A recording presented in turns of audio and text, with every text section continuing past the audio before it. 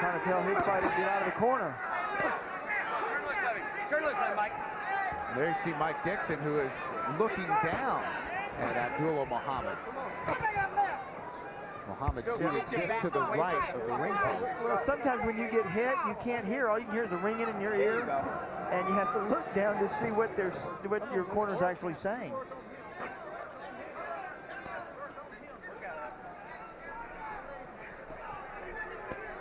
And sometimes you can't see. Mike Dixon. Now this is why Dixon has been criticized. He lays on the rope. There goes the mouthpiece of Dixon. But he hammers and lands a couple of the uppercuts. Less than 15 seconds remaining in the 4th round. And again, the uppercut rocks the head of Tim Puller back. Yeah, Dixon fights in spurts, but what Dixon is trying to do is get to the later rounds. He thinks Tim Puller's going to punch himself out. Coming up shortly in our main event, Tommy Morrison, the former WBO heavyweight champion, against Ken Merritt. That'll be immediately after Tim Puller and Mike Dixon, which is scheduled for 10. A fight that will merit our attention. It certainly will merit Tommy Morrison's attention as Morrison attempts to come back after the longest layoff of his pro career. Says he's changed some things. I'm anxious to see Tommy too, because I've always been a big fan of Tommy, and I've always felt like he was on his way to some great things, but something happened on the way to the bank. Beat George Foreman. And then lost his WBO title in his very first title defense. Downstairs goes Puller.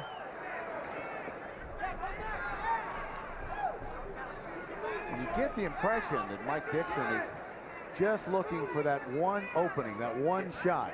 And he is. I've seen him land that one shot. But many fighters, when they've been around the boxing business a little too long, they start waiting for that one shot, relying on that power. For a fighter like Dixon, if he starts using his jab like he's doing there, using his jab and just getting into the rhythm of the fight, the more punches you throw, the more chance you have of landing. Good combination from both fighters. Puller got the best of it. Puller starting to use the jab a little more effectively, fighting from the outside now as opposed to both fighters going inside. Yeah, and this is I like Tim Puller when he fights this way. You have to use everything, all your attributes in a fight. You have to use everything that you have. For him to have an 82-inch reach and stand nose to nose with a man that has a 75.5-inch reach, he got to get points deducted for that. This is with the wild right hand that goes underneath and connects. Tim Puller is better when he is a boxer, when he gets full extension of his punches. And you know what? Mike Dixon knows that. Dixon does not want to be on the end of one of those right hands. 90% of the power of the punch is that final snap right on the end. Let him go. Don't hit him. Let him up. When you lock that elbow and you turn over that shoulder, you put that thumb down, that's where the knockout happens. The point of impact right on the end. When Mike Dixon is on Tim Puller's chest, like he's been, he does not feel that 90% power, which is a smart move for Mike Dixon. Dixon knows what he's doing in the ring. And that's the end of round number 5. And welcome back to Oklahoma City as we start round number 6. We're scheduled for 10. Tim Puller in the dark trunks without the fringe, and Mike Dixon. He's got the white fringe. Dixon 15 and 15. Tim Puller, up and coming heavyweight, 12 and 2. Thus far this fight has been fairly even.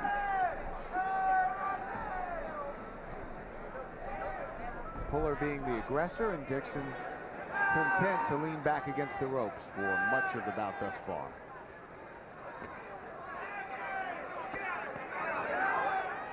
And the uppercut has probably been Mike Dixon's most successful punch. And now let's go over to Sean, who is in Mike Dixon's corner. Sean? Abdullah, you're giving him a lot of instructions. Can he hear you? Yeah, he can hear me because he come back to the corner for that 1 minute, and that's when I really give him instructions. He can hear. He hear very good. And you're telling him to go to the body. Why? Because Tim Puller, we know we watch tapes on him, he cannot take them body shots.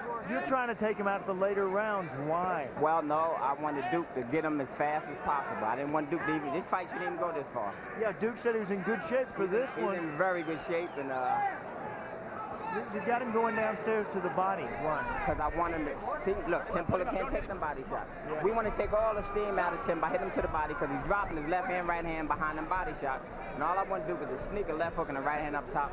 And Sean, we could go home early. We could sit and watch the time. Abdullah, I think Mike is behind in this fight. Are you going to try to go for this knockout? Sean, I know you're an expert, but I don't think he's ahead. Okay. Good deal, Abdullah Muhammad. Let's go back over to Bill. Bill, he thinks his man is way ahead in this fight. All right, Sean, thank you very much with Abdullah Muhammad. I think the fight actually is probably pretty close. Neither fighter has been able to dominate thus far. Right above us now.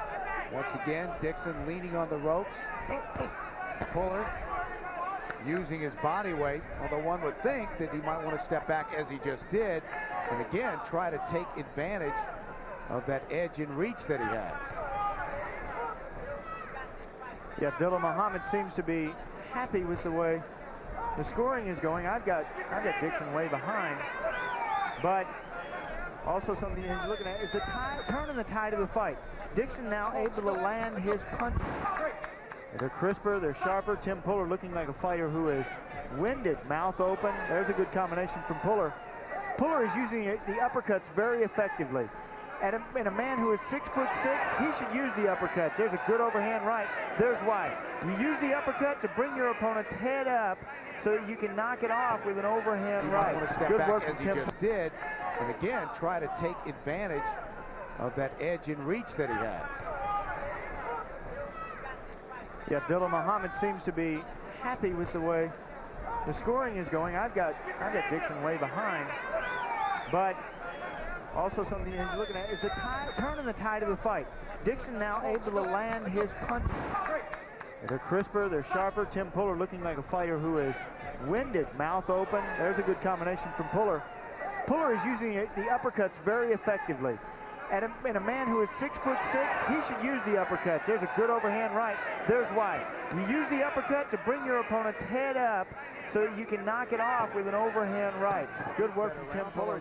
Tim Puller stepped back toward the end of that round and landed some of the more crisper shots of the fight. However, this is what they were wanting when I talked to Mike Dixon. He said that Tim Puller doesn't have a lot of experience. I want to take him out to the deep water and let him drown himself. He wanted to make Puller work early, as Tim did, and then Dixon said that he wanted to work late, so that he saw Puller against Bill Corrigan.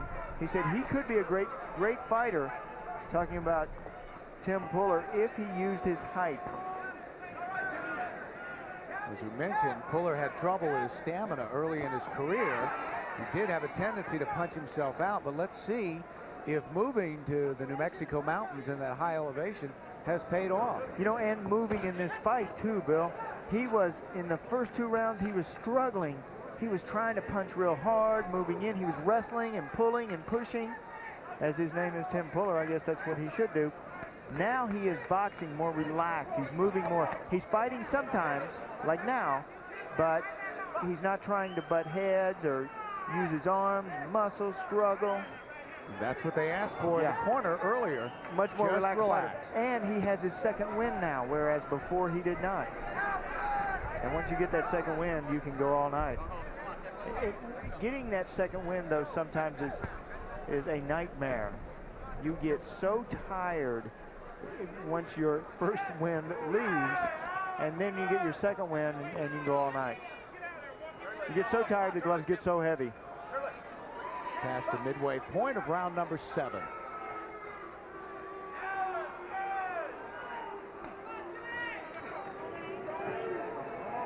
Starting to hear it a little bit from the crowd.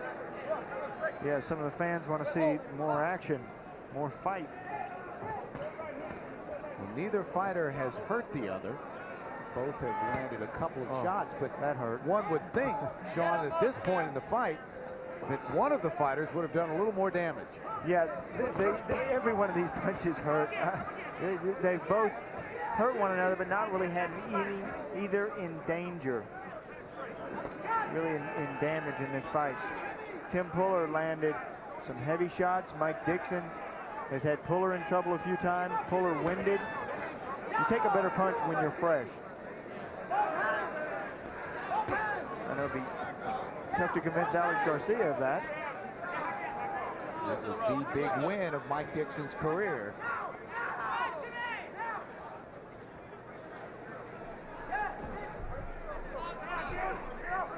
Winding down round number 7. Neither fighter hurt, and neither fighter really able to take control.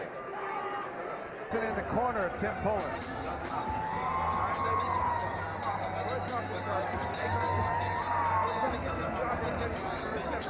That is Carlos Medina. Giving the instructions is Ron Weathers, leaning over the ropes right there.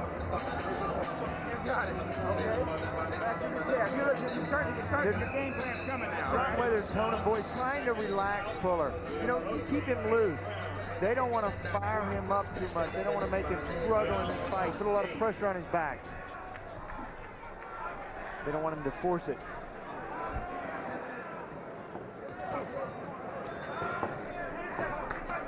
Well, Ron Weathers is credited with helping Tim Puller turn the corner in his career. And he's become a much more dedicated fighter. And if he wins against Mike Dixon, Sean, this has to be a good learning experience for him. Absolutely, and that's why he wanted this fight. He wanted the fight to be able to go in with a wily veteran, try to get the knockout, but if you can't get the knockout, you pick up the experience. Something that he needs, that every young fighter needs. Tim Puller 12-2 with 7 KOs. Mouth open, wide open of Tim Puller. You know, Puller's a fighter who broke his ankle in one of his early fights. You got to be careful that you don't break your jaw. When your mouth's open, you're more susceptible to being knocked out and getting a broken jaw. Don't forget, coming up, Tommy Morrison and Kenny Merritt in our main event here on Tuesday Night Fights. And you see the time remaining in round number 8. And the crowd starting to chant a little bit, unhappy with the pace of action and perhaps with the lack of damage. Yeah, and what happens with heavyweights is their punches slow down in the later rounds. A couple of crisp jabs landing that time for Puller. They're still hard, they still hurt, but they definitely have slowed down. And these two had a hard act to follow. Kino Rodriguez, both of them could use an explosion or two here. When you hear the crowd yelling things like boring, boring, that's when it's time. You tone the crowd and you tone your opponent down to a level, but all of a sudden you come in with an explosion, you can take him out. His fight against Ken Merritt, only minutes away, and this is really, I think, Sean, a very significant fight in Tommy Morrison's career. He's been to the top. He had a shot at huge paydays, didn't take advantage of it, has really struggled in his last few fights, has taken a few months off to think about it, and now he's back tonight against Ken Merritt. Yeah, well, you know, he was the WBO heavyweight champion of the world when he went in a tune-up bout against Michael Bent. He got knocked out in that fight, and he said from that fight he learned, I don't take anyone lightly. And knocked out in the first round by Michael Bent back in October of 1993. And the 9th was scheduled for 10. Sean, I think you have Puller ahead. That has really been the criticism of Tim Puller. He goes out strong at first, but after those first 3 rounds, really fades, as he did this fight. He got his second win in that 7th round. The 6th round was a pretty good round for Mike Dixon. He came on strong. And the last several rounds have been very close. What do you do as a fighter when you're in a bout and neither man really able to take control? How do you try to win the decision? Well, you got to try to throw as many punches, especially in these later rounds. Throw as many punches as you can to try to win the rounds.